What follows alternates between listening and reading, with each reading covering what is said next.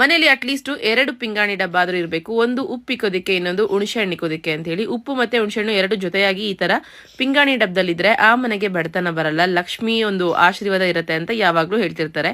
So ನೀವು ಕೂಡ ತುಂಬಾ ಜನ ರಿಕ್ವೆಸ್ಟ್ ಮಾಡಿದ್ರಿ ಪಿಂಗಾಣಿ ಡಬ್ಬನ ತೋರಿಸಿ ಅಂತ ಹೇಳಿ. ಸೊ ಹಾಗಾಗಿ ನಾ ಇವತ್ತು ನಿಮ್ ಮುಂದೆ ಅನ್ಬಾಕ್ಸ್ ಮಾಡಿ ತೋರಿಸ್ತಾ ಇದೀನಿ. ಇದು ಪರ್ 1 kg ರೀತಿಯಾಗಿರುವಂತ ಪಿಂಗಾಣಿ ಡಬ್ಬಗಳಾಗಿರುತ್ತೆ. ಖಂಡಿತ ನೀವೇನಾದ್ರು ಪರ್ಚೇಸ್ ಮಾಡಿದ್ರೆ ವರ್ತಬಲ್ ಅಂತಾನೆ ಹೇಳ್ತೀನಿ. ಕ್ವಾಲಿಟಿ ಕೂಡ ಚೆನ್ನಾಗಿದೆ, ಸೈಜ್ ಕೂಡ ಚೆನ್ನಾಗಿದೆ, ಮತ್ತೆ ಪ್ಯಾಕೇಜಿಂಗ್ ಮತ್ತೆ ಹೇಳದೆ ಬೇಡ ಅಷ್ಟು ಚೆನ್ನಾಗಿ ಮಾಡ್ಕೊಟ್ಟು ಕಳಿಸಿದ್ದಾರೆ. ಫುಲ್ಲಿ ಸೇಫ್ಡ್ ಆಗಿದೆ.